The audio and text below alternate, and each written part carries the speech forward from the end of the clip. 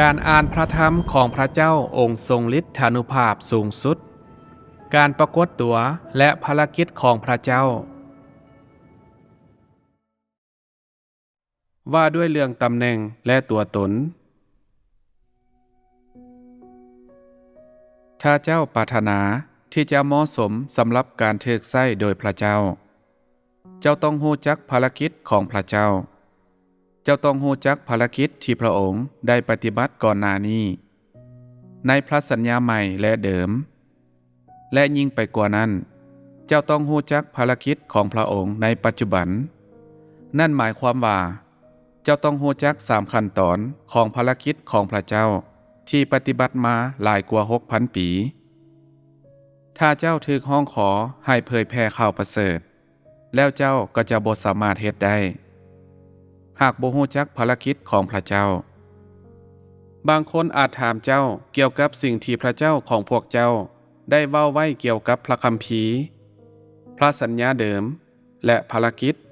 และพระธรรมของพระเยซูในเวลานั้นถ้าเจ้าบ่สามารถเว้าถึงเรื่องราวเบื้องหลังของพระคัมภีร์แล้วพวกเขาก็จะบ่เชื่อในเวลานั้นพระเยซูเว้าหลายอย่างกับสาวกของพระองค์เกี่ยวกับพระสัญญาเดิมทุกสิ่งที่พวกเขาอ่านแม่นมาจากพระสัญญาเดิมพระสัญญาใหม่เพียงแต่หาก็เขียนขึ้น 2-3 ทศวรรษหลังจากที่พระเยซูถูกขึงที่ไม้กางเขนเพื่อเผยแพร่ข่าวประเสริฐพวกเจ้าควรเข้าใจความจริงส่วนในของพระคัมภีร์เป็นหลักและภารกิจของพระเจ้าที่อยู่ในอิสราเอลซึ่งนั่นก็คือภารกิจที่พระเยโฮวาได้ปฏิบัติและพวกเจ้าก็ต้องเข้าใจถึงภารกิจที่พระเยซูปฏิบัติเช่นกันสิ่งเหล่านี้แม่นปัญหาที่ทุกคนเป็นห่วงที่สุดและเรื่องราวเบื้องหลังของ3ขั้นตอนของภารกิจคือสิ่งที่พวกเขาบ่เคยได้ยินเมื่อเผยแพร่ข่าวประเสริฐก่อนอื่นให้ป้าวางการเว้าถึงภารกิจของพระวิญญาณบริสุทธิ์ในปัจจุบันขั้นตอนนี้ของภารกิจแม่นอยู่นอกเหนือการยั่งถึงของพวกเขาเพราะสิ่งที่พวกเขาแสวงหาแม่นสิ่งที่สูงส่งที่สุดในบรรดาสิ่งทั้งปวงความรู้เกี่ยวกับพระเจ้าและความรู้เกี่ยวกับภารกิจของพระวิญญาณบริสุทธิ์และบ่มีหยังที่สูงส่งไปกว่า2สิ่งเหล่านี้ถ้าพวกเจ้าเว้าเกี่ยวกับสิ่งที่สูงส่งก่อนมันก็จะหลายเกินไปสำหรับพวกเขาย้อนบ่มีผู้ใดได้เผชิญกับภารกิจดังกล่าวของพระวิญญาณบริสุทธิ์มันบ่เคยมีมาก่อนและมันบ่ได้ง่ายสำหรับมนุษย์ที่จะยอมรับได้ประสบการณ์ของพวกเขาแม่นสิ่งเดิมๆจากอดีตพร้อมกับภารกิจบางอย่างของพระวิญญาณบริสุทธิ์สิ่งที่พวกเขาเผชิญบ่แม่นภารกิจของพระวิญญาณบริสุทธิ์ในปัจจุบันหรือเจตนาของพระเจ้าในปัจจุบันพวกเขายังเฮ็ดตามการปฏิบัติที่เก่าแก่โดยบ่มีแสงสว่างใหม่และสิ่งใหม่ในยุคของพระเยซูพระวิญญาณบริสุทธิ์ปฏิบัติภารกิจในพระเยซูเป็นหลักในขณะที่คนที่รับใช้พระเยโฮวาผู้ทรงนุ่งเสื้อคลุมของปาโลหิตในพระวิหารแม่นเฮ็ดด้วยความจงรักภักดีที่สุดพวกเขายังมีภารกิจของพระวิญญาณบริสุทธิ์แต่บ่สามารถเข้าใจเจตนาในปัจจุบันของพระเจ้าได้และเพียงแต่ยังซื่อสัตย์ต่อพระเยโฮวาตามการปฏิบัติที่เก่าแก่และบ่มีการนำพาใหม่พระเยซูมาและนำมาซึ่งภารกิจใหม่แต่คนเหล่านั้นที่รับใช้ในพระวิหารก็บ่ได้มีการนำพาใหม่หรือพวกเขาได้มีภารกิจใหม่เมื่อรับใช้ในพระวิหารพวกเขาเพียงสามารถแต่ส่งเสริมการปฏิบัติที่เก่าแก่และถ้าหากบ่ออกจากพระวิหารพวกเขาก็จะบ่สามารถมีทางเข้าใหม่ใดๆภารกิจใหม่แม่นถูกนำมาโดยพระเยซูและพระเยซูบ่ได้เข้าไปในพระวิหารเพื่อปฏิบัติภารกิจของพระองค์ เพียงแต่ปฏิบัติภารกิจของพระองค์นอกพระวิหารย้อนขอบเขตแห่งภารกิจของพระเจ้าได้เปลี่ยนแปลงตั้งแต่โดนแล้วพระองค์บ่ได้ปฏิบัติภารกิจภายในพระวิหารและเมื่อมนุษย์รับใช้พระเจ้าในที่นั้นมันก็เป็นเพียงการรักษาสิ่งต่างๆตามที่พวกมันเคยเป็นและบ่สามารถเฮ็ดให้เกิดภารกิจใหม่ในทำนองเดียวกันผู้คนของศาสนาในปัจจุบันยังนมัสการพระคัมภีร์ถ้าเจ้าเผยแผ่ข่าวประเสริฐให้พวกเขาก็จะโยนรายละเอียดเล็กน้อยเกี่ยวกับข้อพระธรรมในพระคัมภีร์ใส่เจ้าและพวกเขาก็จะซอกหาหลักฐานมาอ้างอิงเฮ็ดให้เจ้าตกสะเงะจนเว้าบ่ออกแล้วพวกเขาก็จะตีราคาเจ้าและคิดว่าเจ้าโง่ในความเสื่อของเจ้าพวกเขาจะว่าพวกท่านบ่ฮู้จักแม้นแต่พระคัมภีร์และพระธรรมของพระเจ้าแล้วพวกท่านจะสามารถเว้าได้แนวใดว่าพวกท่านเชื่อในพระเจ้าแล้วพวกเขาก็จะดูถูกเจ้าและเว้าอีกว่าย้อนผู้ที่พวกท่านเชื่อแม่นพระเจ้าแล้วเป็นหยังพระองค์จึงบ่บอกพวกท่านเกี่ยวกับพระสัญญาเดิมและใหม่ย้อนพระองค์ได้นำสง่าราศีของพระองค์จากอิสราเอลไปสู่ทิศตะวันออกเป็นหยังพระองค์จึงบ่ฮู้จักภารกิจที่ได้ปฏิบัติในอิสราเอลเป็นหยังพระองค์จึงบ่ฮู้จักภารกิจของพระเยซูถ้าพวกเจ้าบ่ฮู้จักแล้วสิ่งนั้นพิสูจน์ให้เห็นว่าพวกเจ้าบ่ได้รับการเปิดเผยย้อนพระองค์เป็นการบังเกิดเป็นมนุษย์ครั้งที่2ของพระเยซูพระองค์จะบ่ฮู้จักสิ่งเหล่านี้ได้แนวใดพระเยซูฮู้จักภารกิจที่พระเยโฮวาปฏิบัติแล้วพระองค์จะบ่ฮู้ได้แนวใดเมื่อเวลานั้นมาถึงพวกเขาทุกคนจะถามเจ้าด้วยคำถามดังกล่าวหัวของพวกเขาแม่นเต็มไปด้วยสิ่งดังกล่าวพวกเขาจะบ่ถามได้แนวใดบรรดาพวกเจ้าผู้ที่อยู่ภายในกระแสนี้บ่ได้สนใจกับพระคัมภีร์ย้อนพวกเจ้านำทันภารกิจแต่ละขั้นตอนที่พระเจ้าปฏิบัติในปัจจุบัน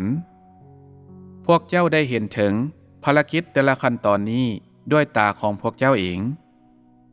พวกเจ้าได้เบิ่งเห็น3ขั้นตอนของภารกิจอย่างชัดเจนและฉะนั้นพวกเจ้าก็ได้วางพระคัมภีร์ลงและเซาศึกษาเกี่ยวกับมัน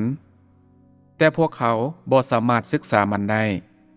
ย้อนพวกเขาบ่มีความรู้เกี่ยวกับทุกขั้นตอนของภารกิจนี้บางคนถามว่าแม่นหยังคือความแตกต่างระหว่างภารกิจที่พระเจ้าที่บังเกิดเป็นมนุษย์ปฏิบัติและภารกิจที่ผู้ประกาศพระธรรมและสาวกที่อยู่ในอดีตได้ปฏิบัติเดวิดก็ถูกเอิ้นว่าพระผู้เป็นเจ้าเช่นกันและพระเยซูก็ถูกเอิ้นคือกันถึงแม้นภารกิจที่พวกเขาปฏิบัติแม้นแตกต่างกันพวกเขาก็ถูกเอิ้นแบบเดียวกันจงบอกข้าน้อยเบิงเป็นหยังตัวตนของพวกเขาจึงบ่คือกันสิ่งที่โยฮันได้เห็นก็คือนิมิตซึ่งมาจากพระวิญญาณบริสุทธิ์และเพิ่นสามารถเว้าถึงพระธรรมที่พระวิญญาณบริสุทธิ์เจตนาที่จะเว้าเป็นหยังตัวตนของโยฮันจึงแตกต่างจากตัวตนของพระเยซูพระธรรมที่พระเยซูกล่าวแม้นสามารถเป็นตัวแทนให้กับพระเจ้าได้อย่างสมบูรณ์และเป็นตัวแทนให้กับภารกิจของพระเจ้าอย่างสมบูรณ์สิ่งที่โยฮันเห็นแม่นนิมิตและเพิ่นก็บ่สามารถเป็นตัวแทนให้กับภารกิจของพระเจ้าได้อย่างสมบูรณ์เป็นหยังเมื่อโยฮันเปโตรและโปโลกล่าวคำเว้าหลายคำดังที่พระเยซูกล่าวแต่พวกเขาก็บ่มีตัวตนแบบเดียวกับพระเยซูหลักๆแม่นเป็นย้อนภารกิจที่พวกเขาปฏิบัตินั้นแตกต่างกันพระเยซูเป็นตัวแทนให้กับพระวิญญาณของพระเจ้าและเป็นพระวิญญาณของพระเจ้าที่ปฏิบัติภารกิจโดยกงพระองค์ปฏิบัติภารกิจของยุคใหม่ซึ่งเป็นภารกิจที่บ่มีไผเคยปฏิบัติมาก่อนพระองค์เปิดหนทางใหม่พระองค์เป็นตัวแทนให้กับพระเยโฮวาและพระองค์ เป็นตัวแทนให้กับพระเจ้าเองในขณะที่เปโตรโปโลและเดวิดบ่ว่าพวกเขาจะถูกเอิ้นว่าแนวใดก็ตามพวกเขาเพียงแต่เป็นตัวแทนให้กับสิ่งมีชีวิตของพระเจ้าและถูกพระเยซูหรือพระเยโฮวาส่งมาฉะนั้นบ่ว่าภารกิจที่พวกเขาปฏิบัตินั้นมีหลายส่ำใดก็ตามบ่ว่าสิ่งอัศจรรย์ที่พวกเขาปฏิบัตินั้นยิ่งใหญ่ส่ำใดก็ตามพวกเขาก็ยังเป็นเพียงสิ่งถูกสร้างของพระเจ้าและบ่สามารถเป็นตัวแทนให้กับพระวิญญาณของพระเจ้าได้พวกเขาปฏิบัติภารกิจในนามของพระเจ้าหรือปฏิบัติภารกิจหลังจากที่พระเจ้าได้ทรงมายิ่งไปกว่านั้นพวกเขาปฏิบัติภารกิจในยุคที่พระเยซูหรือพระเยโฮวาเป็นผู้เริ่มต้นและพวกเขาบ่ได้ปฏิบัติภารกิจอื่นเลยในที่สุดแล้วพวกเขาก็เป็นเพียงสิ่งถูกสร้างเท่านั้นในพระสัญญาเดิมผู้ประกาศพระธรรมกล่าวคำพยากรณ์หรือเขียนหนังสือแห่งการทำนายบ่มีไผเว้าว่าพวกเขาเป็นพระเจ้าแต่ทันทีที่พระเยซูเริ่มปฏิบัติภารกิจพระวิญญาณของพระเจ้าก็เป็นพยานให้กับพระองค์ในฐานะพระเจ้าเป็นหยังจึงเป็นแบบนั้นในจุดนี้เจ้าควรรู้ได้แล้วก่อนหน้านี้อัครสาวกและผู้ประกาศพระธรรมเขียนจดหมายหลากหลายฉบับและกล่าวคำทำนายหลายอย่างในเวลาต่อมาผู้คนเลือกจดหมายบางฉบับเพื่อบันทึกเข้าในพระคัมภีร์และบางฉบับก็สูญเสียไปย้อนมีคนที่เว้าทุกสิ่งที่พวกเขาเว้าแม่นมาจากพระวิญญาณบริสุทธิ์เป็นหยังจดหมายบางฉบับจึงถือว่าดีและบางฉบับถือว่าบ่ดีแล้วเป็นหยังบางฉบับจึงถูกเลือกและบางฉบับบ่ถูกเลือกถ้าจดหมายเหล่านั้นแม่นพระธรรมที่พระวิญญาณบริสุทธิ์ได้กล่าวไว้แท้ๆมันจำเป็นบ่ที่จะให้ผู้คนคัดเลือกพวกมันเป็นหยังพระธรรมที่พระเยซูกล่าวและภารกิจที่พระองค์ปฏิบัติจึงแตกต่างกันในพระกิตติคุณทั้งสี่นี่บ่แม่นข้อผิดพลาดของคนที่บันทึกพวกมันบ่บางคนจะถามว่า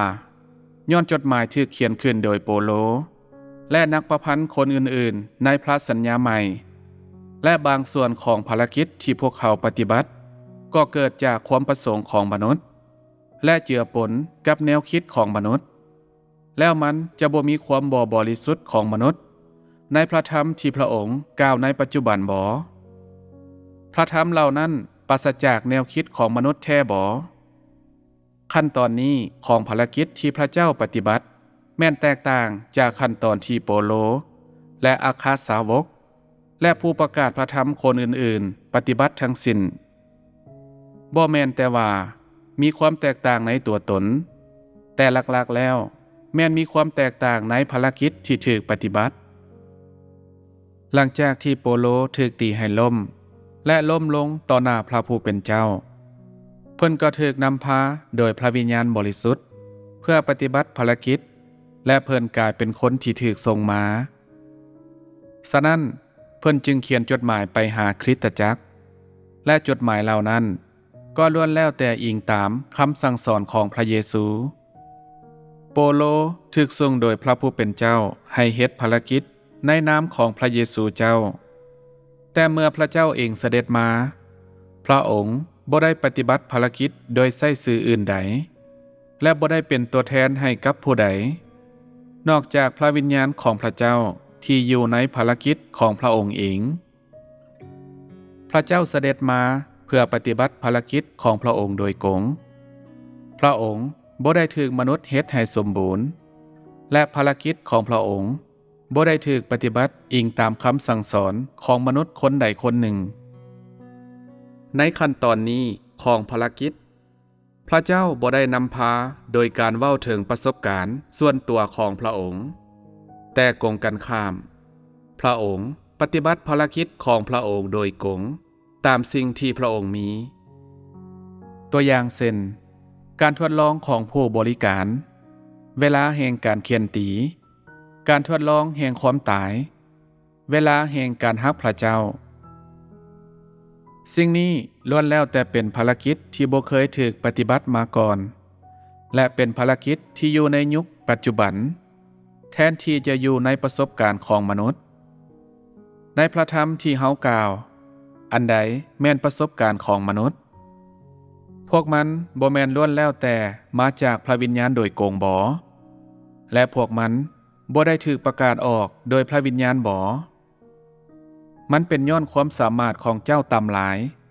เจ้าจึงบ่สามารถเห็นผ่านความจริงได้หนทางตัวจริงแห่งชีวิตที่เฮากล่าวถึงแม่นการนำพาในเส้นทางและบ่มีไผเคยเว้ามาก่อนหรือบ่มีไผเคยเผชิญกับเส้นทางนี้หรือฮู้จักความจริงนี้ก่อนที่เฮาจะกล่าวพระธรรมเหล่านี้ออกมาบ่มีไผเคยกล่าวพระธรรมเหล่านั้นมาก่อนบ่มีไผเคยเว้าถึงประสบการณ์ดังกล่าวหรือพวกเขาบ่เคยเว้าถึงรายละเอียดดังกล่าวและยิ่งไปกว่านั้นบ่มีไผเคยซี้ถึงสภาวะดังกล่าวเพื่อเปิดเผยสิ่งเหล่านี้บ่มีไผเคยนำพาเส้นทางที่เฮานำในปัจจุบันและถ้ามนุษย์ได้นำพามาก่อนแล้วมันก็จะบ่แม่นหนทางใหม่ลองเอาโปโลและเปโตรเป็นตัวอย่างพวกเพิ่นบ่มีประสบการณ์ส่วนตัวของพวกเพิ่นเองก่อนที่พระเยซูจะนำพาเส้นทางเพียงแต่หลังจากที่พระเยซูนำพาเส้นทางนั้นพวกเพิ่นจึงเผชิญกับพระธรรมที่กล่าวไว้โดยพระเยซูและเส้นทางที่พระองค์นำพาจากสิ่งนั้นพวกเพิ่นได้รับประสบการณ์อย่างหลายและเขียนจดหมายหลายฉบับด้วยเหตุนั้นประสบการณ์ของมนุษย์จึงบ่คือกับภารกิจของพระเจ้าและภารกิจของพระเจ้าก็บ่คือกับความรู้ที่บรรยายโดยแนวคิดและประสบการณ์ของมนุษย์เฮาได้กล่าวครั้งแล้วครั้งเล่าว่าในปัจจุบันเฮากำลังนำพาเส้นทางใหม่และปฏิบัติภารกิจใหม่และภารกิจและถ้อยคำของเฮาก็แตกต่างจากของโยฮันและผู้ประกาศพระธรรมคนอื่นๆเฮาบ่เคยได้รับประสบการณ์มาก่อนแล้วกล่าวพวกมันต่อพวกเจ้าสิ่งนี้บ่แม่นความจริงเลยถ้ามันเป็นแบบนั้นสิ่งนั้นจะบ่ได้เฮ็ดให้พวกเจ้าซักซ่าแต่โดนแล้วบ่ในอดีตความรู้ที่หลายคนเว้าถึงก็สูงส่งเช่นกันแต่คำเว้าทุกคำของพวกเขาเพียงแต่เว้าออกโดยอิงตามคำเว้าของคนที่เอิ้นกันว่าเป็นบุคคลฝ่ายวิญญาณพวกเขาบ่ได้นำทางแต่มาจากประสบการณ์ของพวกเขาเองมาจากสิ่งที่พวกเขาเห็นและจากความรู้ของพวกเขาบางสิ่งก็เป็นแนวคิดของพวกเขาและบางอย่างก็ประกอบด้วยประสบการณ์ที่พวกเขาได้สรุปไว้แล้วในปัจจุบันธรรมศาสตร์แห่งภารกิจของเฮาแม่นแตกต่างจากพวกเขาทั้งสิ้นเฮาบ่เคยเผชิญกับการถูกคนอื่นนำพาหรือเฮาบ่เคยยอมให้คนอื่นเฮ็ดให้สมบูรณ์ยิ่งไปกว่านั้นทุกสิ่งที่เฮาได้กล่าวและสนทนาแม่นบ่คือกับคนอื่นและบ่มีไผเคยกล่าวถึงเลยในปัจจุบันบ่ว่าพวกเจ้าจะเป็นผู้ใดก็ตามภารกิจของพวกเจ้าแม่นถูกปฏิบัติบนพื้นฐานของพระธรรมที่เฮาได้กล่าวหากปราศจากถ้อยคำและภารกิจเหล่านี้ผู้ใดจะสามารถเผชิญกับสิ่งเหล่านี้ได้การทดลองของผู้บริการเวลาแห่งการเขียนตีและผู้ใดจะสามารถเว้าถึงความรู้ดังกล่าวได้เจ้าบ่สามารถเห็นสิ่งนี้แท้บ่ว่าจะเป็นขั้นตอนใดในภารกิจก็ตามทันทีที่พระธรรมของเฮาถูกกล่าวออกมาพวกเจ้าเริ่มสนทนาตามพระธรรมของเฮาและปฏิบัติภารกิจตามพระธรรมเหล่านั้นและมันบ่แม่นวิธีที่คนใดคนหนึ่งในพวกเจ้าได้คิดมาก่อนเมื่อมาไก่ป่านนี้แล้วเจ้ายังบ่สามารถเห็นคำถามที่แจ่มแจ้งและธรรมดานั่นบ่มันบ่แม่นวิธีที่บางคนจะคิดขึ้นเองได้หรือมันบ่ได้อิงตามความคิดของบุคคลฝ่ายวิญญาณมันเป็นเส้นทางใหม่และแม้นแต่พระธรรมหลายข้อที่พระเยซูเคยกล่าวไว้ก็ใช้บ่ได้อีกต่อไป สิ่งที่เฮากล่าวถึงแม่นภารกิจแห่งการเปิดยุคใหม่และมันเป็นภารกิจที่เป็นอิสระภารกิจที่เฮาปฏิบัติและพระธรรมที่เฮากล่าวถึงล้วนแล้วแต่เป็นสิ่งใหม่สิ่งนี้บ่แม่นภารกิจใหม่ในปัจจุบันบ่ภารกิจของพระเยซูก็เป็นแบบนี้เช่นกันภารกิจของพระองค์แม้นแตกต่างจากคนที่อยู่ในพระวิหารเช่นกันและพร้อมนั้นมันก็ยังแตกต่างจากภารกิจของพวกฟาริสายอีกด้วยหรือมันบ่ได้มีลักษณะคล้ายคือกับสิ่งที่ประชาชนอิสราเอลทุกคนปฏิบัติหลังจากที่ได้เห็นถึงสิ่งนั้นผู้คนก็บ่สามารถตัดสินใจได้พระเจ้าเป็นผู้ปฏิบัติแท้บ่พระเยซูบ่ได้ถือกฎบัญญัติของพระเยโฮวาเมื่อพระองค์มาเพื่อสั่งสอนมนุษย์ทุกสิ่งที่พระองค์กล่าวก็ใหม่และแตกต่างจากสิ่งที่พ่ายพ้นในยุคโบราณและผู้ประกาศพระธรรมแห่งพระสัญญาเดิมได้กล่าวไว้และย้อนสิ่งนี้ผู้คนยังคงบ่แน่ใจนี่เป็นสิ่งที่เฮ็ดให้มนุษย์ถูกจัดการได้ยากก่อนการรับเอาขั้นตอนใหม่นี้ของภารกิจเส้นทางที่พวกเจ้าส่วนใหญ่ย่างก็คือการปฏิบัติและเข้าสู่โดยอิงตามพื้นฐานของเส้นทางของบุคคลฝ่ายวิญญาณเหล่านั้นแต่ในปัจจุบันภารกิจที่เฮาปฏิบัติแม้นแตกต่างกันอย่างใหญ่หลวงและฉะนั้นพวกเจ้าจึงบ่สามารถตัดสินใจได้ว่ามันถูกต้องหรือบ่เฮาบ่สนใจว่าเจ้าย่างในเส้นทางใดมาก่อนหรือเฮาบ่สนใจว่าเจ้ากินอาหารของไผหรือเจ้ารับเอาผู้ใดเป็นพ่อของเจ้าย้อนเฮาได้มาและนำเอาภารกิจใหม่มาเพื่อนำพามนุษย์ทุกคนที่ติดตามเฮาก็ต้องปฏิบัติตามสิ่งที่เฮากล่าวบ่ว่าเจ้าจะมาจากครอบครัวที่ยิ่งใหญ่ส่ำใดก็ตามเจ้าก็ต้องติดตามเฮาเจ้าต้องบ่ประพฤติตามการปฏิบัติก่อนหน้านี้ของเจ้าพ่อเลี้ยงของเจ้าควรหลีกทางและเจ้าควรมาอยู่ต่อหน้าพระเจ้าของเจ้าเพื่อแสวงหาส่วนแบ่งที่ควรเป็นของเจ้าทั้งหมดของเจ้าแม้นอยู่ในมือของเฮาและเจ้าบ่ควรอุทิศความเสื่ออย่างลับหูลับตาหลายเกินไปกับพ่อเลี้ยงของเจ้าเขาบ่สามารถควบคุมเจ้าได้อย่างสมบูรณ์ภารกิจในปัจจุบันเกิดขึ้นโดยบ่ขึ้นกับหยังทุกสิ่งที่เฮาเว้าในมือนี้บ่ได้อิงบนพื้นฐานที่มาจากอดีตอย่างแน่นอนมันเป็นการเริ่มต้นใหม่และถ้าเจ้าเว้าว่ามันถูกสร้างขึ้นโดยมือของมนุษย์แล้วเจ้าก็เป็นคนที่ตาบอดหลายจนเกินที่จะช่วยให้รอดพ้นได้เอสยาเอเซเคียลโมเสเดวิดอับราฮัมและดานีเอลแม่นผู้นำหรือผู้ประกาศพระธรรมที่อยู่ท่ามกลางประชาชนอิสราเอลซึ่งเป็นคนที่ถูกเลือกเป็นหยังพวกเขาจึงบ่ถูกเอิ้นว่าพระเจ้าเป็นหยังพระวิญญาณบริสุทธิ์จึงบ่เป็นพยานให้กับพวกเขาเป็นหยัง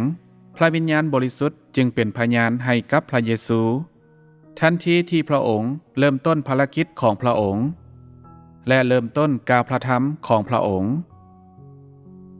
แล้วเป็นหยังพระวิญญาณบริสุทธิ์จึงบ่เป็นพยานให้กับคนอื่นๆพวกเขาซึ่งเป็นมนุษย์ที่มาจากเนื้อหนัง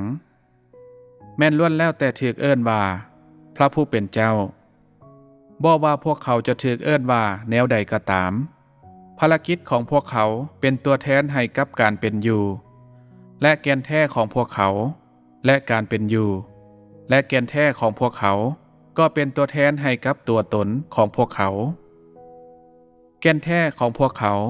บ่ได้เกี่ยวข้องกับตำแหน่งของพวกเขามันเป็นตัวแทนให้กับสิ่งที่พวกเขาแสดงออกมาและสิ่งที่พวกเขาดำรงชีวิตตามในพระสัญญาเดิมการถูกเอิ้นว่า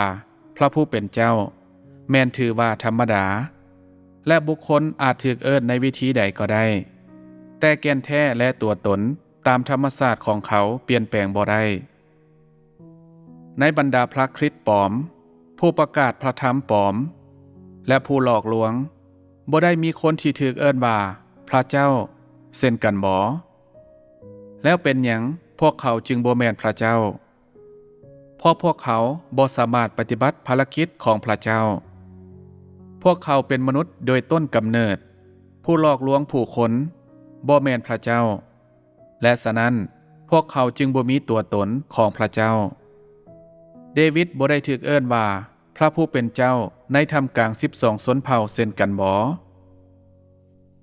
พระเยซูก็ถูกเอิ้นว่าพระผู้เป็นเจ้าเช่นกันแล้วเป็นหยังจึงมีแต่พระเยซูผู้เดียว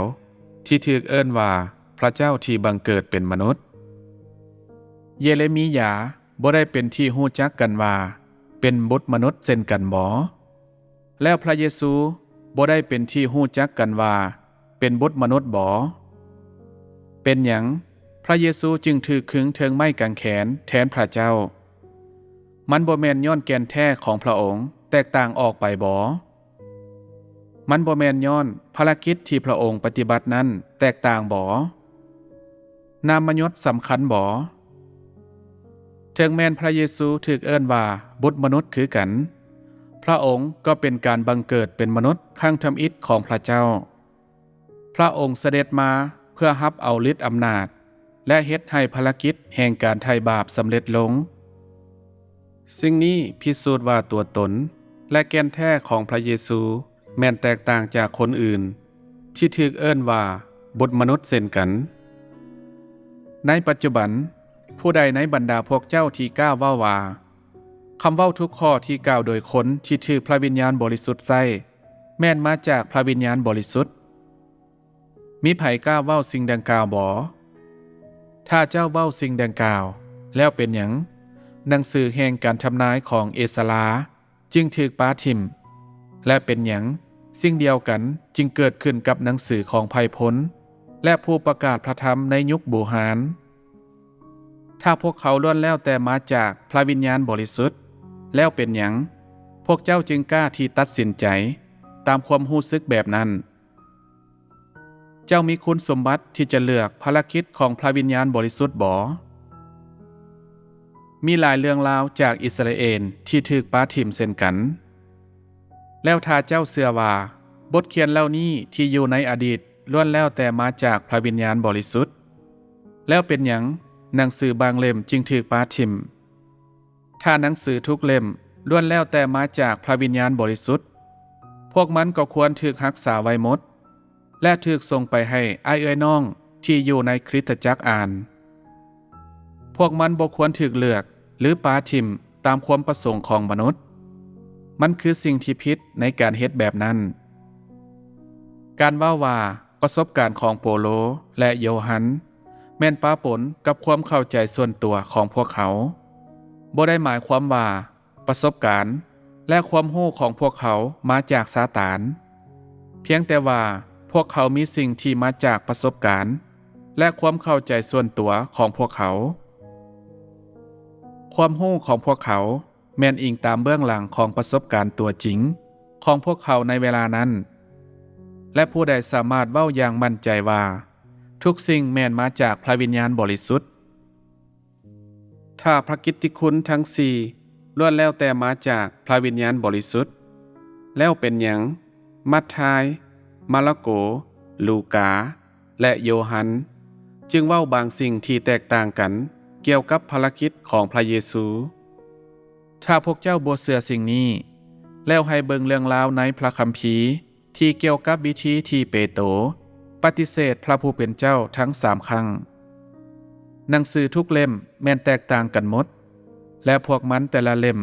ก็มีลักษณะของพวกเขาเองหลายคนที่บ่มีความรู้เบ้าว่าพระเจ้าที่บังเกิดเป็นมนุษย์ก็ยังเป็นมนุษย์เช่นกัน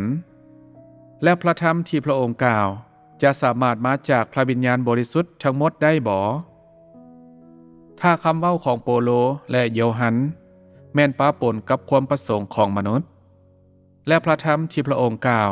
จะบ่ปะปนกับความประสงค์ของมนุษย์แท้บ่ผู้คนที่เว้าสิ่งดังกล่าวแม่นตาบอดและบ่มีความรู้ให้อ่านพระกิตติคุณทั้ง4อย่างละเอียดให้อ่านสิ่งที่พวกเขาบันทึก กี่ยวกับสิ่งที่พระเยซูได้กระทำและพระธรรมที่พระองค์ได้กล่าวแต่ละเรื่องราวก็แตกต่างกันพอสมควรและแต่ละเรื่องราวก็มีทัศนะมุมมองของไผมันถ้าสิ่งที่นักประพันธ์หนังสือเหล่านี้เขียนขึ้นล้วนแล้วแต่มาจากพระวิญญาณบริสุทธิ์แล้วมันก็ควรคือกันและสม่ำเสมอกันทั้งหมดแล้วเป็นหยังจึงมีความบ่โกงกันมนุษย์โง่จ้าปานนั้นบ่จึงบ่สามารถเข้าใจสิ่งนี้ได้ถ้าเจ้าถูกห้องให้เป็นพยานให้กับพระเจ้าเจ้าสามารถให้คำพยานประเภทใดได้แด่วิธีการดังกล่าวในการฮู้จักพระเจ้าสามารถเป็นพยานให้กับพระองค์ได้บ่ถ้าคนอื่นถามเจ้าว่าถ้าการบันทึกของโยฮันและลูกาแม่นปะปนกับความประสงค์ของมนุษย์แล้วคำเว้าที่พระเจ้าของพวกเจ้าเว้าจะบ่ปะปนกับความประสงค์ของมนุษย์บ่เจ้าจะสามารถให้คำตอบอย่างชัดเจนได้บ่หลังจากที่ลูกาและมัทธายได้ยินพระธรรมของพระเยซูและเห็นภารกิจของพระเยซูพวกเขาก็เว้าถึงความรู้ของพวกเขาเองในลักษณะที่ระลึกถึงรายละเอียดของความจริงบางอย่างเกี่ยวกับภารกิจที่พระเยซูได้เฮ็ดเจ้าสามารถเว้าได้บ่ว่าความรู้ของพวกเขาแม้นถูกเปิดเผยโดยพระวิญญาณบริสุทธิ์ทั้งหมดนอกพระคัมภีร์มีบุคคลฝ่ายวิญญาณหลายคนที่มีความรู้สูงกว่าพวกเขาแล้วเป็นหยังคำเว้าของพวกเขาจึงบ่ถูกรับเอาโดยคนหุ่นหลังพวกเขาบ่ได้ถูกพระวิญญาณบริสุทธิ์ใส่คือกันบ่ให้ฮู้ว่าในภารกิจแห่งปัจจุบันเฮาบ่ได้กำลังเว้าถึงการเข้าใจของเฮาเองโดยอิงตามพื้นฐานแห่งภารกิจของพระเยซูหรือเฮาบ่ได้กล่าวอิงตามความรู้ของเฮาเองเพื่อต่อต้านเบื้องหลังแห่งภารกิจของพระเยซูพระเยซูปฏิบัติภารกิจหยังแด่ในเวลานั้นแล้วเฮากำลังปฏิบัติภารกิจหยังในปัจจุบันสิ่งที่เฮาเฮ็ดและกล่าวบ่มีไผเคยเฮ็ดมาก่อนเส้นทางที่เฮาย่างในปัจจุบันนี้บ่มีไผย่างมาก่อนผู้คนในยุคต่างๆและคนหุ่นต่างๆในอดีตก็บ่เคยย่างจักเทื่อในปัจจุบันมันถูกลี้เริ่มแล้วและนี่บ่แม่นภารกิจของพระวิญญาณบ่ถึงแม้นมันคือภารกิจของพระวิญญาณบริสุทธิ์ผู้นำในอดีตก็ล้วนแล้วแต่ปฏิบัติภารกิจของพวกเขาบนพื้นฐานของคนอื่นถึงอย่างใดก็ตามภารกิจของพระเจ้าเองแม่นแตกต่างกันขั้นตอนของภารกิจของพระเยซูก็คือกันพระองค์เปิดหนทางใหม่เมื่อพระองค์มาพระองค์ได้เทศนาเกี่ยวกับข่าวประเสริฐแห่งอาณาจักรสวรรค์และว่ามนุษย์ควรกลับใจและสารภาพบาปหลังจากที่พระเยซูได้เฮ็ดสำเร็จภารกิจของพระองค์เปโตรและโปโลและคนอื่นๆก็เริ่มสืบต่อภารกิจของพระเยซูหลังจากที่พระเยซูถูกขึงใส่ไม้กางเขนและเสด็จขึ้นสู่สวรรค์พวกเขาก็ถูกพระวิญญาณส่งมาให้เผยแผ่หนทางแห่งไม้กางเขนถึงแม้นว่าคำเว้าของโปโลนั้นสูงส่งพระธรรมเหล่านั้นก็ยังอยู่บนพื้นฐานของสิ่งที่พระเยซูได้เว้าเช่นความอดทนความฮักความทนทุกข์การปกคุมหัวการรับบัพติศมา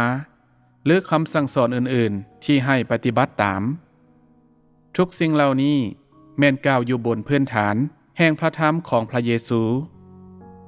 พวกเขาบ่สามารถเปิดหนทางที่ใหม่ย้อนพวกเขาล้วนแล้วแต่เป็นมนุษย์ที่ถูกใช้โดยพระเจ้าถ้อยคำและภารกิจของพระเยซูในเวลานั้นบ่ได้ยึดถือตามทฤษฎีและพระองค์บ่ได้ปฏิบัติภารกิจของพระองค์ตามภารกิจแห่งกฎบัญญัติของพระสัญญาเดิมมันถูกปฏิบัติอิงตามภารกิจที่ควรปฏิบัติในยุคแห่งพระคุณ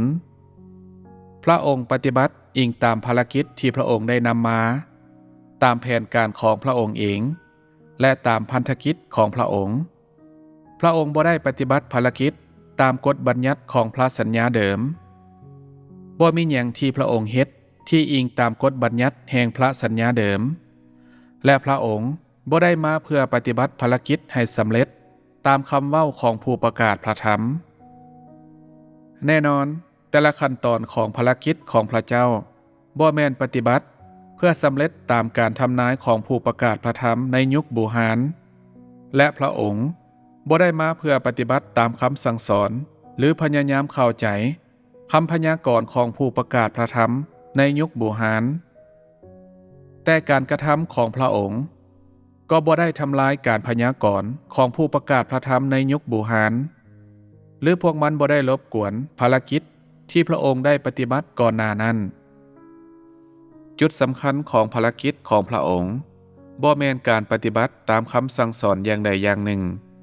แต่เป็นการปฏิบัติภารกิจที่พระองค์เองควรปฏิบัติพระองค์บ่แม่นผู้ประกาศพระธรรมหรือผู้ฮู้เหตุการณ์ล่วงหน้าแต่เป็นผู้ปฏิบัติผู้ที่มาเพื่อปฏิบัติภารกิจที่พระองค์เจตนาจะปฏิบัติแท้ๆและพระองค์มาเพื่อเริ่มยุคใหม่ของพระองค์และปฏิบัติภารกิจใหม่ของพระองค์แน่นอนเมื่อพระเยซูมาเพื่อปฏิบัติภารกิจของพระองค์พระองค์ก็ได้เฮ็ดให้คำเว้าหลายข้อที่ผู้ประกาศพระธรรมในยุคโบราณในพระสัญญาเดิมนั้นสำเร็จลงเช่นกันภารกิจของปัจจุบันได้เฮ็ดให้การทำนายของผู้ประกาศพระธรรมในยุคโบราณในพระสัญญาเดิมสำเร็จลงเช่นกันมันเป็นเพียงแต่ว่าเฮาบ่ได้ยึดถือตามจนานุกรมเก่าๆนั้นมันก็เท่านั้นเองย้อนมีภารกิจหลายอย่างอีกที่เฮาต้องปฏิบัติมีพระธรรมหลายข้ออีกที่เฮาต้องเว้ากับพวกเจ้าและภารกิจนี้และพระธรรมเหล่านี้มีความสำคัญหลายกว่าการอธิบายข้อความจากพระคัมภีร์เพราะภารกิจดังกล่าวบ่มีความหมายหรือคุณค่าที่ยิ่งใหญ่สำหรับพวกเจ้า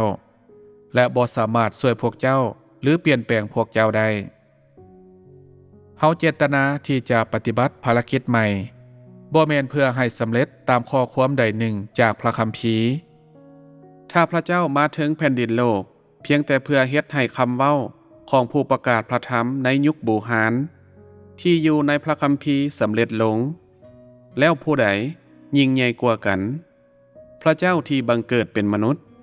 หรือผู้ประกาศพระธรรมเหล่านั้นในยุคบูหารแท้จริงแล้วผู้ประกาศพระธรรมควบคุมพระเจ้าบ่หรือพระเจ้าควบคุมผู้ประกาศพระธรรมเจ้าจะอธิบายพระธรรมเหล่านี้ว่าแนวใดในตอนทำอิฐเมื่อพระเยซูยังบ่ได้ปฏิบัติพันธกิจของพระองค์อย่างเป็นทางการคือกับสาวกที่ติดตามพระองค์บางเทื่อพระองค์ก็เข้าร่วมการชุมนุมเช่นกันและร้องเพลงนมัสการสรรเสริญและอ่านพระสัญญาเดิมในพระวิหารหลังจากที่พระองค์ได้รับบัพติศมาและขึ้นจากน้ำพระวิญญาณก็ลงมาถึงพระองค์อย่างเป็นทางการและเริ่มต้นปฏิบัติภารกิจเปิดเผยตัวตนของพระองค์และพันธกิจที่พระองค์ต้องได้รับก่อนหน้านี้บ่มีไผฮู้เกี่ยวกับตัวตนของพระองค์และนอกจากมาริอาแล้วแม้แต่โยฮันก็ยังบ่ฮู้พระเยซูอายุ29ปีเมื่อพระองค์รับบัพติศมาหลังจากการรับบัพติศมาของพระองค์สำเร็จลงสวรรค์ก็เปิดออกและมีเสียงเว้าออกมาว่านี่คือบุตรชายอันเป็นที่รักของเฮาที่เฮาเพิ่งพอใจที่สุดหลังจากที่พระเยซูได้รับบัพติศมาพระวิญญาณบริสุทธิ์ก็เริ่มเป็นพยานให้กับพระองค์ในลักษณะนี้ก่อนการรับบัพติศมาตอนอายุ29ปีพระองค์ดำรงชีวิตแบบคนปกติกินเมื่อพระองค์ควรกินนอนและนุ่งเครื่องปกติและบ่มีหยังเกี่ยวกับพระองค์ที่แตกต่างจากคนอื่นแต่ว่าแน่นอนสิ่งนี้แม่นอยู่ในสายตาทางเนื้อหนังของมนุษย์เท่านั้นบางเทื่อพระองค์ก็อ่อนแอเกินไปและบางเทื่อพระองค์ก็บ่สามารถแยกแยะสิ่งต่างๆได้ ตามที่ถูกเขียนไว้ในพระคัมภีร์ความฉลาดของพระองค์เพิ่มขึ้นพร้อมกับอายุของพระองค์คำเว้าเหล่านี้ได้แสดงให้เห็นว่าพระองค์มีความเป็นมนุษย์ปกติและธรรมดาและพระองค์บ่ได้แตกต่างจากคนปกติอื่นๆเป็นพิเศษพระองค์ยังเติบใหญ่ขึ้นแบบคนธรรมดาและบ่มีหยังที่พิเศษเกี่ยวกับพระองค์แต่พระองค์ก็อยู่ภายใต้การดูแลและการปกป้องของพระเจ้าหลังจากที่ได้รับบัพติศมาพระองค์ก็เริ่มถูกทดลองหลังจากนั้นพระองค์ก็เริ่มต้นปฏิบัติพันธกิจของพระองค์และกลายเป็นผู้มีฤทธิ์อำนาจสติปัญญาและสิทธิอำนาจสิ่งนี้บ่ได้หมายความว่าพระวิญญาณบริสุทธิ์บ่ได้ปฏิบัติภารกิจในพระองค์ก่อนการรับบัพติศมาของพระองค์หรือบ่ได้สถิตอยู่ในพระองค์ก่อนการรับบัพติศมาของพระองค์พระวิญญาณบริสุทธิ์ก็ยังอาศัยอยู่ข้างในพระองค์แต่ยังบ่ได้เริ่มปฏิบัติภารกิจอย่างเป็นทางการย้อนมันมีข้อจำกัดในเวลาที่พระองค์ปฏิบัติภารกิจของพระองค์และยิ่งไปกว่านั้นคนธรรมดาก็มีขบวนการของการเติบใหญ่ที่ธรรมดาพระวิญญาณบริสุทธิ์ดำรงชีวิตภายในพระองค์อยู่เสมอเมื่อพระเยซูเกิดมาพระองค์ก็แตกต่างจากคนอื่นและดาวฤกษ์ก็ปรากฏขึ้นก่อนที่พระองค์ประสูติทูตสวรรค์ก็ได้ปรากฏต่อโยเซฟในความฝันและบอกเพิ่นว่ามาริอาจะให้กำเนิดเด็กน้อยผู้ชายและเด็กนั้นแม่นถูกปฏิสนธิโดยพระวิญญาณบริสุทธิ์หลังจากการรับบัพติศมาของพระเยซูพระวิญญาณบริสุทธิ์ก็เริ่มต้นภารกิจของพระองค์แต่นี่บ่ได้หมายความว่าพระวิญญาณบริสุทธิ์หากลงมาสถิตอยู่ในพระเยซูคำเว้าที่ว่าพระวิญญาณบริสุทธิ์ลงมาถึงพระองค์คือกับนกเขาแม่นบ่งบอกถึงการเริ่มต้นอย่างเป็นทางการของพันธกิจของพระองค์พระวิญญาณของพระเจ้าได้อยู่ในพระองค์ก่อนหน้านี้แล้วแต่พระองค์ยังบ่ได้เริ่มต้นปฏิบัติภารกิจก็ย้อนเวลายังบ่มาถึงและพระวิญญาณบ่แม่นจะเริ่มต้นภารกิจแบบบ่คิดพระวิญญาณเป็นพยานให้กับพระองค์ผ่านการรับบัพติศมาเมื่อพระองค์ขึ้นมาจากน้ำพระวิญญาณก็เริ่มปฏิบัติภารกิจในพระองค์อย่างเป็นทางการซึ่งแสดงให้เห็นว่าเนื้อหนังที่บังเกิดเป็นมนุษย์ของพระเจ้าได้เริ่มปฏิบัติพันธกิจของพระองค์และได้เริ่มภารกิจแห่งการไถ่บาปนั่นก็คือยุคแห่งพระคุณได้เริ่มต้นอย่างเป็นทางการแล้วฉะนั้นมันมีเวลาในภารกิจของพระเจ้าบ่ว่าพระองค์จะปฏิบัติภารกิจหยังก็ตามหลังจากการรับบัพติศมาของพระองค์ก็บ่มีการเปลี่ยนแปลงเป็นพิเศษในพระเยซูพระองค์ก็ยังอยู่ในเนื้อหนังเดิมของพระองค์มันเป็นเพียงแต่ว่าพระองค์ได้เริ่มต้นภารกิจของพระองค์และเปิดเผยตัวตนของพระองค์และพระองค์ก็เต็มไปด้วยสิทธิอำนาจและฤทธิ์อำนาจในลักษณะนี้พระองค์จึงแตกต่างจากเมื่อก่อนตัวตนของพระองค์แม่นแตกต่างซึ่งหมายความว่ามีการเปลี่ยนแปลงที่สำคัญในสถานะของพระองค์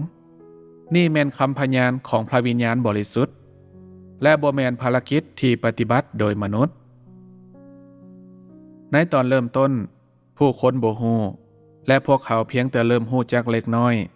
หลังจากที่พระวิญญาณบริสุทธิ์เป็นพยานให้กับพระเยซูในลักษณะดังกล่าวถ้าพระเยซูได้ปฏิบัติภารกิจที่ยิ่งใหญ่ก่อนที่พระวิญญาณบริสุทธิ์เป็นพยานให้กับพระองค์แต่บ่มีคำพยานของพระเจ้าเองและบ่ว่าภารกิจของพระองค์จะยิ่งใหญ่ส่ำใดก็ตามผู้คนก็จะบ่ฮู้จักถึงตัวตนของพระองค์จักเทื่อย้อนสายตาของมนุษย์จะบ่สามารถเห็นสิ่งนั้นได้จักเทื่อหากปราศจากขั้นตอนแห่งคำพยานของพระวิญญาณบริสุทธิ์บ่มีผู้ใดสามารถฮู้ได้ว่าพระองค์เป็นพระเจ้าที่บังเกิดเป็นมนุษย์หลังจากที่พระวิญญาณบริสุทธิ์เป็นพยานให้กับพระองค์ ถ้าพระเยซูสืบต่อปฏิบัติภารกิจในลักษณะเดียวกันโดยบ่มีความแตกต่างเลยแล้วมันก็จะบ่มีผลกระทบแบบนั้นและหลักๆแล้วสิ่งนี้ก็แสดงถึงภารกิจของพระวิญญาณบริสุทธิ์เช่นกันหลังจากที่พระวิญญาณบริสุทธิ์เป็นพยานพระวิญญาณบริสุทธิ์ก็แสดงตนเองเพื่อว่าเจ้าจะสามารถเห็นได้อย่างชัดเจนว่าพระองค์เป็นพระเจ้ามีพระวิญญาณของพระเจ้าภายในพระองค์คำพยานของพระเจ้าบ่ได้ผิดพลาดและสิ่งนี้สามารถพิสูจน์ว่าคำพยานของพระองค์ถูกต้องถ้าภารกิจของพระองค์ก่อนและหลังคำพยานของพระวิญญาณบริสุทธิ์เป็นสิ่งเดียวกันแล้วพันธกิจของพระเจ้าที่บังเกิดเป็นมนุษย์และภารกิจของพระวิญญาณบริสุทธิ์ก็จะบ่ได้ถูกเน้นความสำคัญและฉะนั้นมนุษย์ก็จะบ่สามารถรู้จักถึงภารกิจของพระวิญญาณบริสุทธิ์ย้อนจะบ่มีความแตกต่างที่ชัดเจนหลังจากเป็นพยานแล้วพระวิญญาณบริสุทธิ์ก็ส่งเสริมคำพยานนี้และด้วยเหตุนั้นพระองค์จึงต้องสำแดงสติปัญญาและสิทธิอำนาจของพระองค์ในพระเยซูซึ่งแตกต่างจากเวลาที่อยู่ในอดีตแน่นอนนี่บ่แม่นผลของการรับบัพติศมาการรับบัพติศมาเป็นเพียงพิธีกรรมเพียงแต่ว่าการรับบัพติศมาเป็นวิธีที่สำแดงให้รู้ว่ามันถึงเวลาที่จะปฏิบัติภารกิจของพระองค์แล้วภารกิจดังกล่าวแม่นเพื่อเฮ็ดให้ฤทธิ์อำนาจที่ยิ่งใหญ่ของพระเจ้าสัดแจ้งเพื่อเฮ็ดให้คำพยานของพระวิญญาณบริสุทธิ์ชัดเจนและพระวิญญาณบริสุทธิ์จะรับผิดชอบสำหรับคำพยานนี้จนถึงเวลาสุดท้ายก่อนการปฏิบัติภารกิจของพระองค์พระเยซูยังได้ฟังคำเทศนาได้เทศนาและเผยแผ่ข่าวประเสริฐในสถานที่ต่างๆหลายแห่งพระองค์บ่ได้ปฏิบัติภารกิจที่ยิ่งใหญ่ย้อนเวลาที่พระองค์จะปฏิบัติพันธกิจของพระองค์ยังบ่ทันมาถึงและอีกอย่างย้อนพระเจ้าเองได้เสื่องลี่ตนเองในเนื้อหนังอย่างถ่อมตนและบ่ได้ปฏิบัติภารกิจใดเลยจนเวลาที่เหมาะสมพระองค์บ่ได้ปฏิบัติภารกิจก่อนการรับบัพติศมาย้อน2เหตุผล 1. แม่นเพราะว่าพระวิญญาณบริสุทธิ์บ่ได้ลงมาถึงพระองค์เพื่อปฏิบัติภารกิจอย่างเป็นทางการนั่นหมายความว่าพระวิญญาณบริสุทธิ์บ่ได้ประทานฤทธิ์อำนาจและสิทธิ์อำนาจให้กับพระเยซูเพื่อปฏิบัติภารกิจดังกล่าว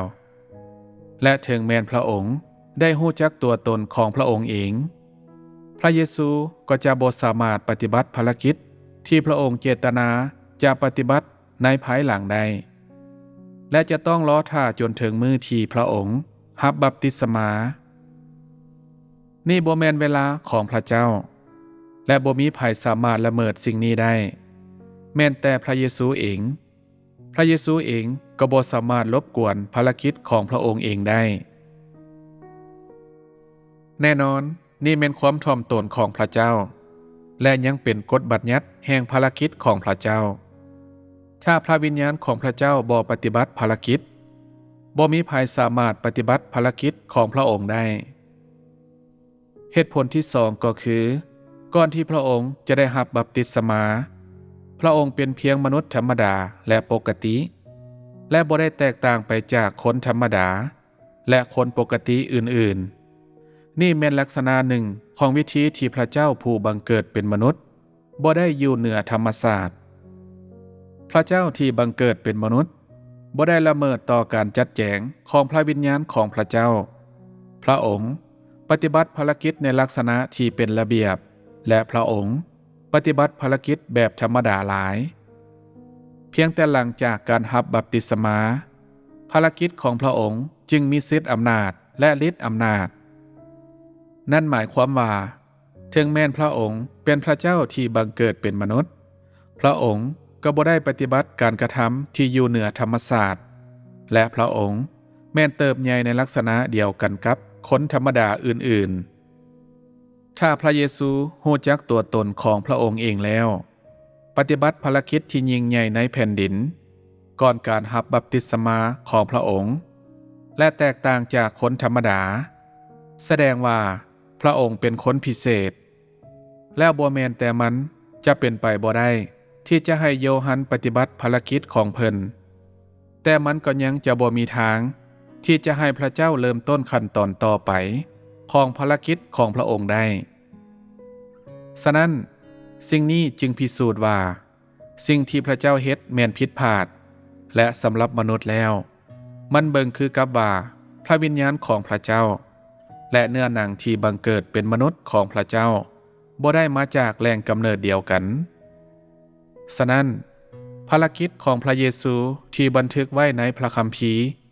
จึงเป็นภารกิจที่ถูกปฏิบัติหลังจากที่พระองค์ได้รับบัพติศมา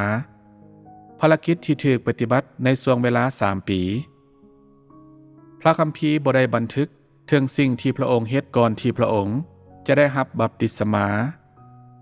เพราะพระองค์บ่ได้ปฏิบัติภารกิจนี้ก่อนที่พระองค์ได้รับบัพติศมาพระองค์เป็นเพียงมนุษย์ปกติและเป็นตัวแทนให้กับมนุษย์ปกติก่อนที่พระเยซูเริ่มปฏิบัติพันธกิจของพระองค์พระองค์ก็บ่ได้แตกต่างจากคนปกติและผู้คนก็บ่สามารถเห็นความแตกต่างที่อยู่ในพระองค์เพียงแต่หลังจากที่พระองค์ฮอดอายุ29 ปี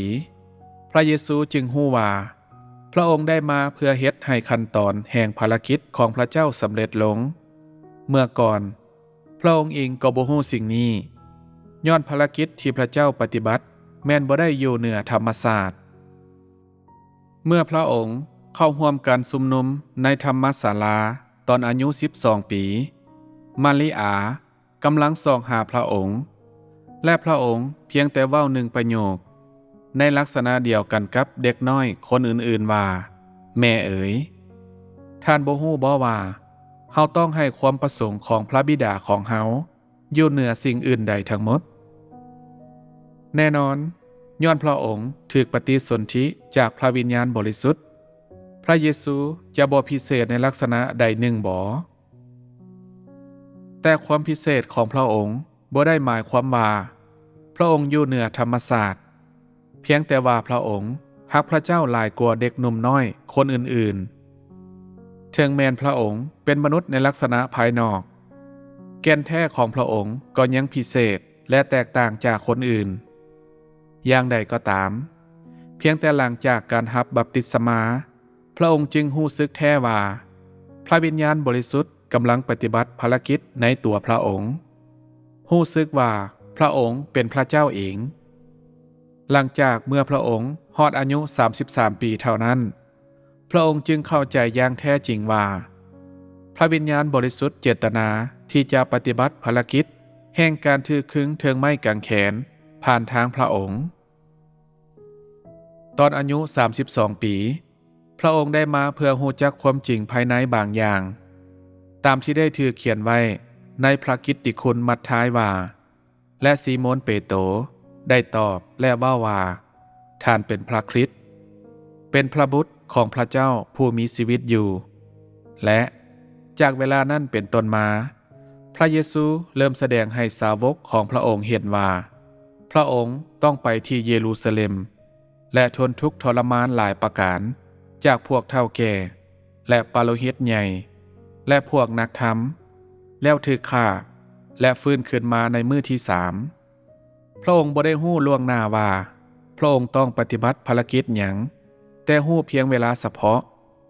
พระองค์บ่ฮู้จักอย่างแท้จริงว่าทันทีที่พระองค์เกิดมาพระวิญญาณบริสุทธิ์ก็ปฏิบัติภารกิจในพระองค์เทื่อละหน่อยและมีขบวนการสำหรับภารกิจนั้นในตอนเริ่มต้นถ้าพระองค์ฮู้จักว่าพระองค์เป็นพระเจ้าเป็นพระคริสต์และบุตรมนุษย์ที่บังเกิดเป็นมนุษย์พระองค์ต้องเฮ็ดให้ภารกิจแห่งการถือขึงเทิงไม้กางแขนสำเร็จลงแล้วเป็นหยังพระองค์จึงบ่ปฏิบัติก่อนหน้านั้นเป็นหยังพระเยซูจึงรู้สึกโศกเศร้าและอธิษฐานอย่างจริงจังสำหรับเรื่องนี้หลังจากที่บอกสาวกของพระองค์เกี่ยวกับพันธกิจของพระองค์เป็นหยังโยฮันจึงเปิดหนทางให้กับพระองค์และให้บัพติศมาแก่พระองค์ ก่อนที่พระองค์จะได้มาเข้าใจหลายสิ่งที่พระองค์ยังบ่เข้าใจสิ่งนี้พิสูจน์ให้เห็นว่ามันคือภารกิจของพระเจ้าที่บังเกิดในเนื้อหนังและฉะนั้นเพื่อที่จะให้พระองค์เข้าใจและบรรลุได้มันก็มีขบวนการย้อนพระองค์เป็นเนื้อหนังที่บังเกิดเป็นมนุษย์ของพระเจ้าผู้ซึ่งมีภารกิจที่แตกต่างจากภารกิจที่พระวิญญาณปฏิบัติโดยกงทุกขั้นตอนของภารกิจของพระเจ้าปฏิบัติตามกระแสหนึ่งเดียวกันและฉะนั้นในแผนการคุ้มครอง 6,000 ปีของพระเจ้าแต่ละขั้นตอนแม่นติดต่อกันอย่างใกล้ชิดจากการสร้างโลกจนมาถึงปัจจุบันถ้าบ่มีไผปูหนทางแล้วก็จะบ่มีไผตามมาย้อนมีคนตามมาจึงมีคนปูเส้นทางในวิธีนี้ภารกิจจึงถูกส่งผ่านต่อแต่ละขั้นตอนหนึ่งตำหลังอีกขั้นตอนหนึ่งและหากบ่มีไผเปิดหนทางมันก็เป็นไปบ่ได้ที่จะเริ่มต้นภารกิจและพระเจ้าก็จะบ่มีทางดำเนินภารกิจของพระองค์ไปข้างหน้าได้บ่มีขั้นตอนใดขัดขวางขั้นตอนใดและแต่ละขั้นตอนก็ตามมาด้วยอีกขั้นตอนหนึ่งเพื่อก่อสร้างเป็นกระแสสิ่งนี้แม่นล้วนแล้วแต่ถูกปฏิบัติโดยพระวิญญาณองค์เดียวแต่บ่ว่าบุคคลใดจะเปิดหนทางหรือปฏิบัติภารกิจใดก็ตามสิ่งนี้บ่ได้กำหนดตัวตนของพวกเขาแล้วสิ่งนี้บ่ถูกต้องบ่โยฮันเปิดหนทางและพระเยซูเป็นผู้สืบต่อภารกิจของเพิ่นแล้วสิ่งนี้พิสูจน์ว่าตัวตนของพระเยซูแม่นต่ำต้อยกว่าตัวตนของโยฮันบ่พระเยโฮวาปฏิบัติภารกิจของพระองค์ก่อนพระเยซูแล้วเจ้าสามารถเว้าได้บ่ว่าพระเยโฮวายิ่งใหญ่กว่าพระเยซูบ่ว่าพวกเขาปูทางหรือสืบต่อภารกิจของคนอื่นก็ตามบ่แม่นเรื่องสำคัญสิ่งที่สำคัญที่สุดแม่นแก่นแท้ในภารกิจของพวกเขาและตัวตนที่มันเป็นตัวแทนให้สิ่งนี้บ่ถูกต้องบ่ย้อนพระเจ้าเจตนาปฏิบัติภารกิจท่ามกลางมนุษย์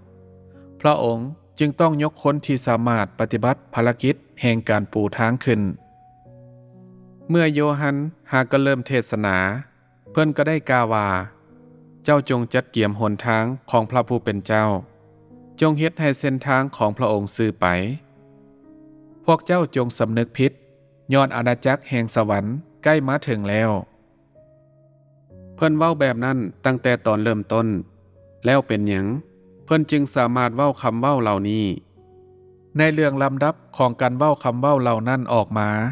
โยฮันเป็นผู้กล่าวข่าวประเสริฐแห่งอาณาจักรสวรรค์ก่อนและพระเยซูก็กล่าวหลังจากนั้นอิงตามแนวคิดของมนุษย์แล้วเป็นโยฮันที่เปิดเส้นทางใหม่และฉะนั้นแน่นอนจึงเป็นโยฮันที่ยิ่งใหญ่กว่าพระเยซูแต่โยฮันบ่ได้ว่าเพิ่นเป็นพระคริสต์และพระเจ้าก็บ่ได้เป็นพยานให้กับเพิ่นว่าเป็นพระบุตรอันเป็นที่ฮักของพระเจ้าแต่เพียงแต่ใช้เพิ่นเพื่อเปิดหนทางและจัดเกี่ยมหนทางให้กับพระผู้เป็นเจ้าเพิ่นปูทางให้กับพระเยซูแต่เพิ่นบ่สามารถปฏิบัติภารกิจแทนพระเยซูได้ภารกิจทุกอย่างของมนุษย์ยังถูกควบคุมโดยพระวิญญาณบริสุทธิ์เช่นกันในยุคแห่งพระสัญญาเดิมเป็นพระเยโฮวาที่นำทางและภารกิจของพระเยโฮวาก็เป็นตัวแทนให้กับยุคแห่งพระสัญญาเดิมทั้งหมดและพร้อมทั้งภารกิจทั้งหมดที่เกิดขึ้นในอิสราเอลโมเสสเพียงแต่ส่งเสริมภารกิจนี้ถึงแผ่นดินโลกและการกระทำของเพิ่นก็ถือว่าเป็นการร่วมมือจากมนุษย์ในเวลานั้นแม้นพระเยโฮวาเป็นผู้กล่าวและเอิ้นโมเสสและพระองค์ยกโมเสสขึ้นทำกลางประชาชนอิสราเอลและเฮ็ดให้เพิ่นนำพาพวกเขาสู่ถิ่นแห่งแล้งกันดารและสืบต่อไปที่กานาอานนี่บ่แม่นภารกิจของโมเสสเองแต่เป็นภารกิจที่พระเยโฮวาเป็นผู้ชี้นำด้วยตัวพระองค์เองและฉะนั้น โมเสแม่นบ่สามารถถูกเอิ้นว่าพระเจ้าได้โมเสยังกำหนดบัญญัติแต่กฎบัญญัตินี้แม่นถูกบัญญัติโดยพระเยโฮวาเองเพียงแต่พระองค์ให้โมเสแสดงมันออกมาพระเยซูก็สร้างพระบัญญัติเช่นกันและพระองค์เลือบล่างกฎบัญญัติของพระสัญญาเดิมและกำหนดพระบัญญัติสำหรับยุคใหม่เป็นอย่างพระเยซูจึงเป็นพระเจ้าเองเพราะสิ่งนี้แม้นแตกต่างกันในเวลานั้นภารกิจที่โมเสปฏิบัติแม้นบ่ได้เป็นตัวแทนให้กับยุคดังกล่าวหรือมันบ่ได้เปิดหนทางใหม่พระเยโฮวาซี้น้ำเพิ่นอยู่เบื้องหลัง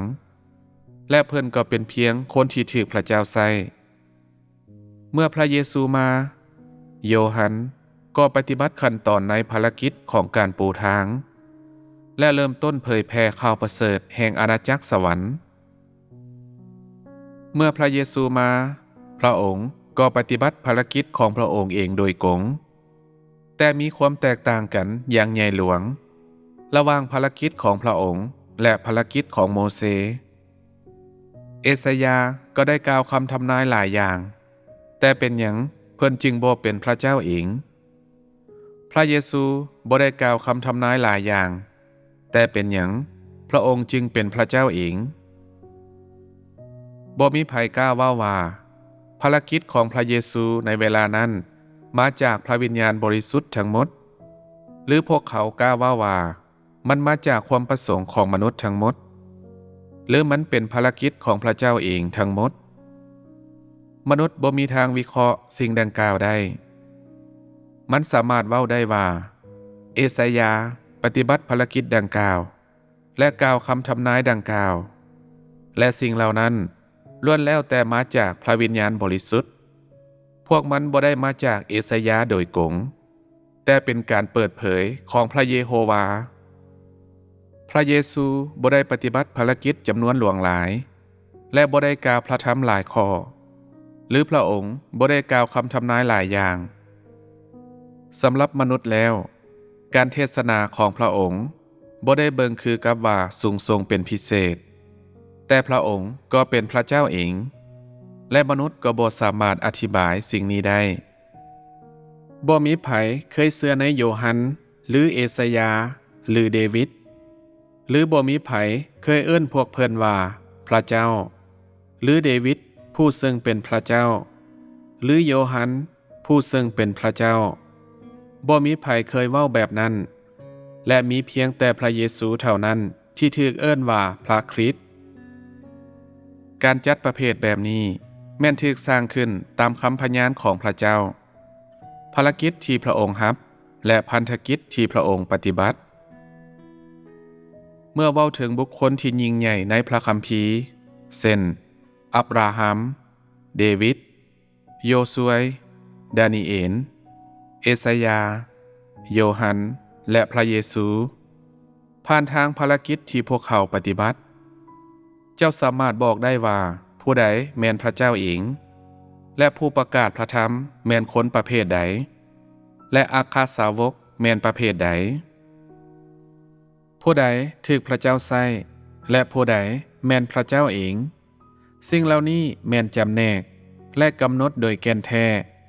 และประเภทของภารกิจที่พวกเขาปฏิบัติถ้าเจ้าบ่สามารถบอกถึงความแตกต่างแล้วสิ่งนี้ก็พิสูจน์ว่าเจ้าบ่ฮู้จักการเชื่อในพระเจ้าหมายความว่าแนวใดพระเยซูเป็นพระเจ้าเพราะพระองค์กล่าวพระธรรมหลายข้อและปฏิบัติภารกิจหลายอย่างโดยเฉพาะแม่นการแสดงสิ่งอัศจรรย์หลายอย่างของพระองค์ในทำนองเดียวกันโยฮันก็ปฏิบัติภารกิจหลายอย่างและกล่าวคำเว้าหลายอย่างโมเสสก็เช่นเดียวกัน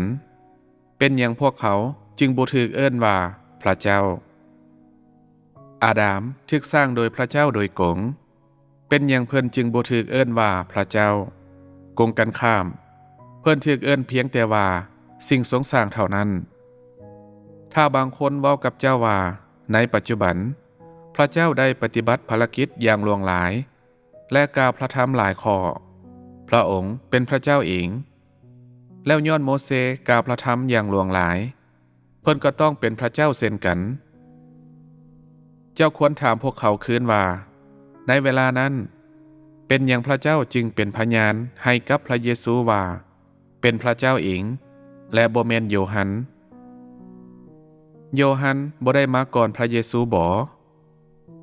ภารกิจของผู้ใดยิ่งใหญ่กว่ากันของโยฮันหรือของพระเยซูสำหรับมนุษย์แล้วภารกิจของโยฮันยิ่งใหญ่กว่าภารกิจของพระเยซูแต่เป็นหยังพระวิญญาณบริสุทธิ์จึงเป็นพยานให้กับพระเยซูและบ่แม่นโยฮันสิ่งเดียวกันกำลังเกิดขึ้นในปัจจุบันนี้ในเวลานั้นเมื่อโมเสสนำประชาชนอิสราเอลพระเยโฮวาก็กล่าวต่อเพิ่นจากท่ามกลางก้อนเมฆโมเสสบ่ได้กล่าวโดยกงแต่กงกันข้ามเพิ่นถูกนำพาโดยพระเยโฮวาโดยกงนี่แม่นภารกิจของอิสราเอลในพระสัญญาเดิมภายในตัวของโมเสสแม่นบ่ได้มีพระวิญญาณหรือการเป็นอยู่ของพระเจ้าเพิ่นบ่สามารถปฏิบัติภารกิจนั้นและฉะนั้นจึงมีความแตกต่างอย่างใหญ่ระหว่างภารกิจที่เพิ่นปฏิบัติและภารกิจที่พระเยซูปฏิบัตินั่นย้อนว่าภารกิจที่พวกเขาปฏิบัติแม่นแตกต่างกันบ่ว่ามนุษย์คนใดคนหนึ่งจะถูกพระเจ้าใช้หรือเป็นผู้ประกาศพระธรรมอัครสาวกหรือพระเจ้าเองสิ่งเหล่านี้แม่นสามารถแยกแยะโดยธรรมศาสตร์ของภารกิจของเขาและสิ่งนี้จะสิ้นสุดข้อสงสัยของเจ้าในพระคัมภีร์มันถูกเขียนไว้ว่ามีเพียงพระเมสสาน้อยเท่านั้นที่สามารถเปิดตาประทับทั้ง7ได้ทั่วยุคต่างๆแม้นได้มีผู้อธิบายถึงข้อพระคัมภีร์หลายคนทำกลางบุคคลที่ยิ่งใหญ่เหล่านั้นและแล้วเจ้าสามารถเว้าได้บ่ว่าพวกเขาทุกคนเป็นพระเมสสาน้อยหมดเจ้าสามารถเว้าได้บ่ว่าการอธิบายของพวกเขาล้วนแล้วแต่มาจากพระเจ้าพวกเขาเป็นเพียงผู้อธิบายพวกเขาบ่มีตัวตนของพระเมสสาน้อยพวกเขาจะสมควรเปิดตาประทับทั้ง7ได้แนวใดมันเป็นความจริงที่ว่ามีเพียงแต่พระเมสสาน้อยเท่านั้น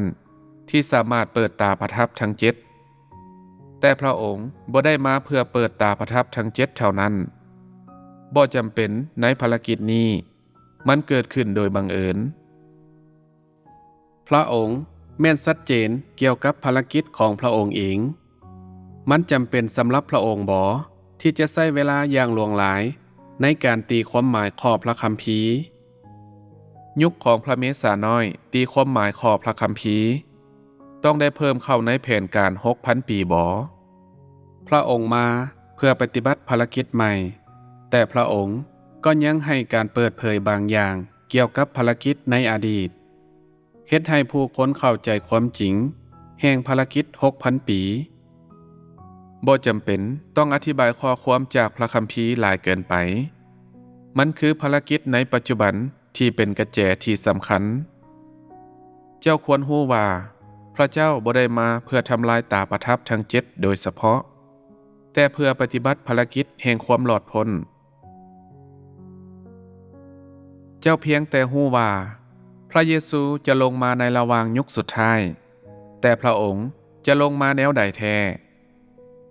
คนบาปแบบพวกเจ้าผู้ที่หากระถูกไถ่บาปและยังบ่ได้เปลี่ยนแปลงหรือถูกพระเจ้าเฮ็ดให้สมบูรณ์เจ้าจะสอดคล้องกับเจตนาของพระเจ้าได้บ่สำหรับเจ้าที่ยังมีตัวตนเก่าของเจ้ามันคือความจริงที่เจ้าถูกพระเยซูช่วยให้หลอดพ้นและเจ้าบ่ถูกนับว่าเป็นคนบาปย้อนความหลอดพ้นของพระเจ้าแต่สิ่งนี้บ่ได้พิสูจน์ว่าเจ้าบ่มีความบาปและบริสุทธิ์แล้วเจ้าจะบริสุทธิ์ได้แนวใดถ้าเจ้ายังบ่ได้เปลี่ยนแปลงอยู่ภายในตัวเจ้าถูกอ้อมล้อมไปด้วยความบ่บริสุทธิ์ความเห็นแก่ตัวและความโหดร้ายแต่เจ้าก็ยังปรารถนาที่จะลงมาพร้อมกับพระเยซูเจ้าคือจะบ่โชคดีหลายปานนั้นเจ้าพลาดขั้นตอนหนึ่งในความเชื่อของเจ้าในพระเจ้าเพียงแต่ถูกไถ่บาป แต่ยังบ่ได้ถูกเปลี่ยนแปลงเพื่อจะให้เจ้าสอดคล้องกับเจตนาของพระเจ้าพระเจ้าต้องปฏิบัติภารกิจแห่งการเปลี่ยนแปลงและการสำราญเจ้าด้วยตัวพระองค์เองบ่ฉะนั้นเจ้าจะบ่สามารถบรรลุความบริสุทธิ์ได้เนื่องจากเจ้าได้รับการไถ่บาปเพียงเท่านั้นในวิธีนี้เจ้าจะบ่มีคุณสมบัติที่จะได้รับส่วนแบ่งในพรที่ประเสริฐของพระเจ้าย้อนเจ้าได้ผ่านขั้นตอนหนึ่งในภารกิจแห่งการคุ้มครองมนุษย์ของพระเจ้าซึ่งเป็นขั้นตอนสำคัญในการเปลี่ยนแปลงและเฮ็ดให้มนุษย์สมบูรณ์ด้วยเหตุนั้นเจ้าซึ่งเป็นคนบาปที่หากระถูกไถ่แม่นบ่สามารถรับเอามรดกของพระเจ้าโดยกงหากปราศจากการเริ่มต้นของขั้นตอนใหม่นี้ของภารกิจไผแด่จะฮู้ว่าพวกเจ้าที่เป็นนักประกาศข่าวประเสริฐนักเทศนาผู้อธิบายและคนที่ถูกเอิ้นว่าเป็นบุคคลยิ่งใหญ่ฝ่ายวิญญาณจะไปไกลฮอดไสหากบ่มีการเริ่มต้นของขั้นตอนใหม่นี้ของภารกิจสิ่งที่พวกเจ้าเว้าถึงก็จะล้าสมัยแล้วมันอาจจะเกี่ยวกับการขึ้นสู่บัลลังก์หรือการจัดเกี่ยมวุฒิภาวะเพื่อกลายเป็นกษัตริย์อาจจะเป็นการปฏิเสธตนเองหรือเอาชนะตนเองอาจจะเป็นความอดทนหรือเรียนรู้บทเรียนจากสิ่งต่างๆอาจจะเป็นความถ่อมตนหรือความฮักสิ่งนี้บ่แม่นการห้องเพลงทำนองเดิมอีกครั้งบ่มันเป็นเพียงในกรณีที่เอิ้นสิ่งเดียวกันด้วยชื่อที่แตกต่างกันเท่านั้นบ่ว่าจะเป็นการปกคุมหัวของคนหนึ่งและฮักเข้าจีหรือวางมือและอธิษฐานและการรักษาคนป่วยและการขับไล่ผีร้ายสิ่งนี้สามารถมีภารกิจใหม่บ่สามารถมีโอกาสสำหรับการพัฒนาบ่ถ้าเจ้าสืบต่อนำพาในลักษณะนี้เจ้าจะติดตามคำสั่งสอนอย่างลับหูลับตาหรือปฏิบัติตามธรรมเนียมพวกเจ้าเชื่อว่าภารกิจของพวกเจ้านั้นสูงส่งหลายแต่พวกเจ้าบ่ฮู้บ่ว่ามันถูกส่งต่อและสั่งสอนโดยสายเฒ่าเหล่านั้นที่อยู่ในยุคโบราณทุกสิ่งที่พวกเจ้าเว้าและบ่ได้เว้าแม่นคำเว้าสุดท้ายของสายเฒ่าเหล่านั้นบ่มันบ่แม่นสิ่งที่ถูกกล่าวหาของสายเฒ่าเหล่านี้